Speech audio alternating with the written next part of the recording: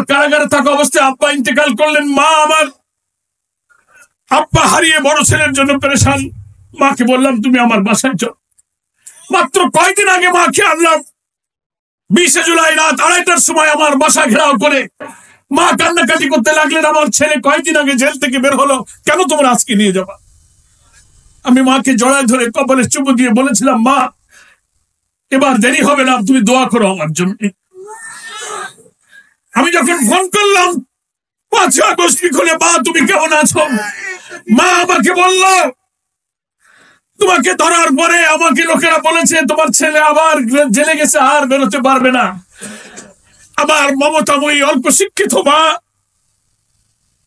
আমাকে টেলিফোনে বলল, আমি তাদের বলেছি না, এই বাংলাদেশ নতুন করে স্বাধীন হবে, তারপর আমার ছেলেকে নিয়ে আমি খুলনায় যাব।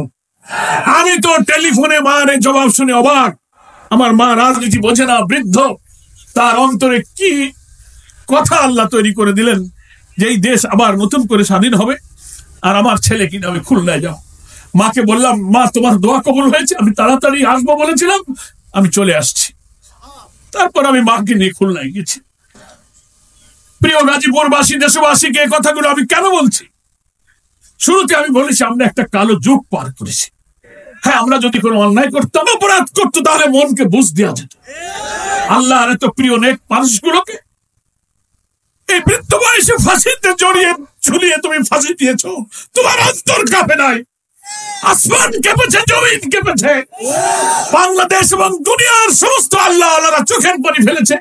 আল্লাহর ঘরে কাবায় লুটিয়ে পড়ে আল্লাহর গোলামেরা সেজদা দিয়ে তোমার বিরুদ্ধে নালিশ করেছে। আল্লাহর আরশে সেই দোয়া হয়তো কবুল হয়ে গেছে। তাই ইতিহাসের নিষ্ঠুরতম ফ্যাসিস্টদের মতো পতিত স্বৈরাচার তুমি অপমানিত হয়ে বিদায় দিয়েছ। গেলে কোথায়? যেখানকার মান সেখানেই চলে গেল। মাল তো ওইখানকার, কি বলেন? ওখানে গিয়ে উনি ষড়যন্ত্র করছেন। পাসপোর্ট বাতিল, ভিসা নাই, আধিপত্যবাদী ভারত শাসন করছে এখন বিজেপির হিন্দুত্ববাদী সাম্প্রদায়িক সরকার।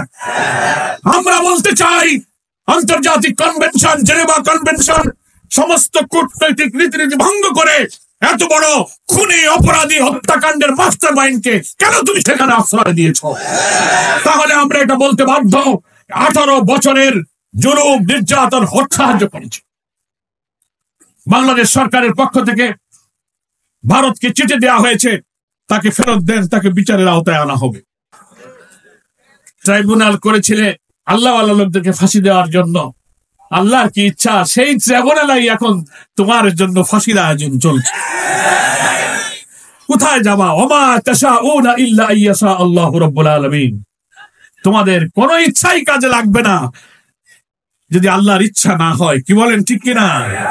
তুমি সারা জীবন ক্ষমতায় থাকতে চেয়েছিলে, ইসলামী রাজনৈতিক দল আলেম ওলামাকে কারাগারে রুদ্ধ করে, নিষ্ঠুর নির্যাতন করে, ইসলামী মূল্যবোধকে ধ্বংস করে দল নিষিদ্ধ করতে চেয়েছিলে। পতনের 4 দিন আগে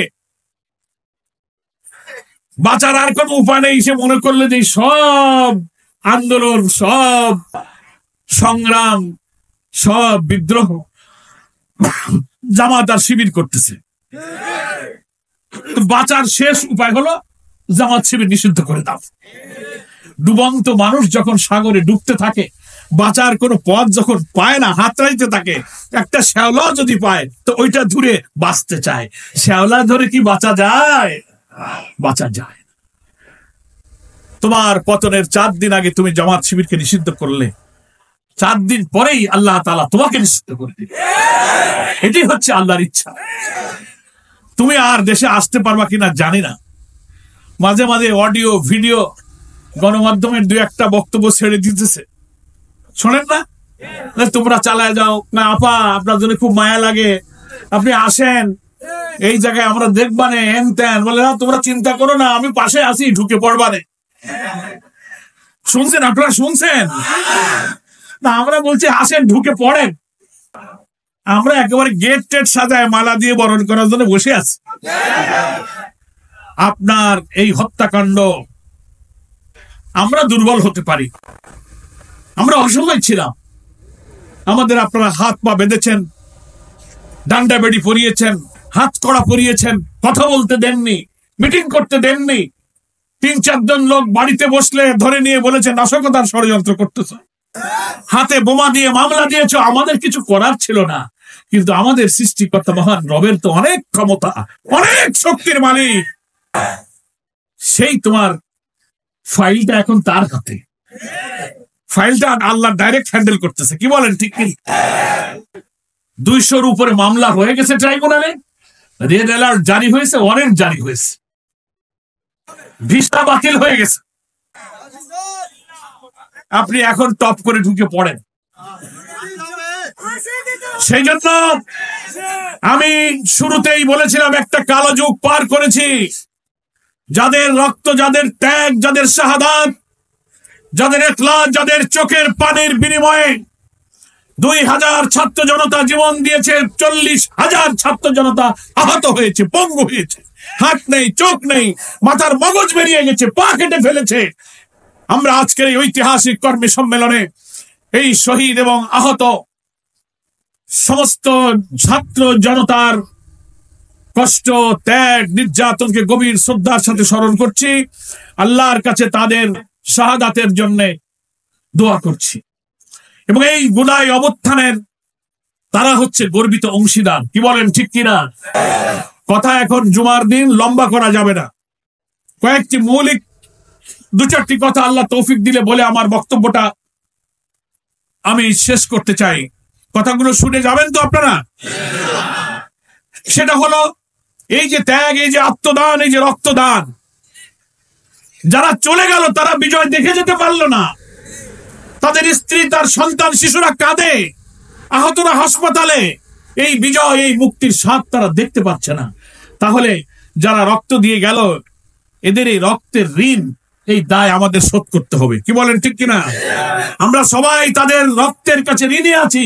সেই দায় শোধ করার একটাই উপায়, সেটা হচ্ছে তারা যে ইনসাফপূর্ণ একটি নতুন বাংলাদেশ বিনির্মাণের জন্য রক্ত দিয়েছিল, সেই স্বাধীন, সোনার, সমৃদ্ধ, নিরাপদ, কল্যাণ রাষ্ট্রের ইনসাফপূর্ণ বাংলাদেশ আমাদেরকে গড়তে হবে। তাহলেই এই শহীদদের রক্তের ঋণ শোধ করা যাবে।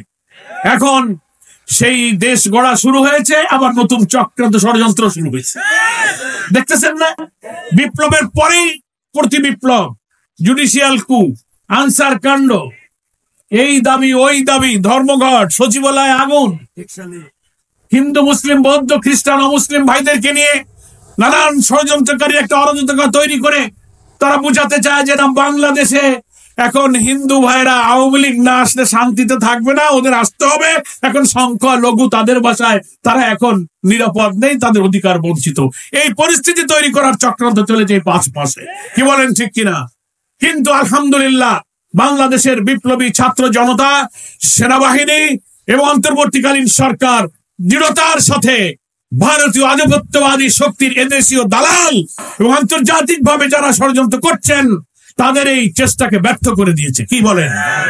আমরা এখন দেশ গড়তে চাই একটি অবাধ, নিরপেক্ষ, একটা পার্টিসিপেটরি, একটা ক্রেডিবল, একটা ফ্রি ফেয়ার ইলেকশনের মধ্য দিয়ে আমরা এই নতুন বাংলাদেশ গড়তে চাই। এবং সেখানেও অন্তরায়। জুলাই অভ্যুত্থানে আমাদের যে ঐক্যের চেতনা ছিল ছাত্র জনতার, এখন কোন ষড়যন্ত্র, কোন লোভ নতুন করে এই অগ্রযাত্রাকে আবার মাঝে মাঝে যেন বাধাগ্রস্ত করার চেষ্টা করছে। কেউ বলে সংস্কার দরকার নাই, পরে করলেই হবে। কেউ বলে সংস্কার করেন, কেউ বলে নির্বাচন তাড়াতাড়ি করেন, কেউ বলে না, সংস্কারটা শেষ করে হোক। এই যারাই আমরা বিপ্লব করলাম, যারাই রক্ত দিলাম, তাদের মধ্যে এখন ইখতিলাফ শুরু হয়েছে। ইখতিলাফ মানে বাংলা তর্জমা কি? মত পার্থক্য শুরু হয়েছে। আমি সংক্ষেপে সকল রাজনৈতিক দল, বিশেষ করে আওয়ামী ফ্যাসিবাদ বিরোধী আন্দোলনে যারা রাজপথে আমরা রাজনৈতিক দলগুলো ছিলাম, রক্ত দিয়েছি, শহীদ হয়েছি, নেতৃত্ব দিয়েছি, তাদের কাছে আমার মিনতি,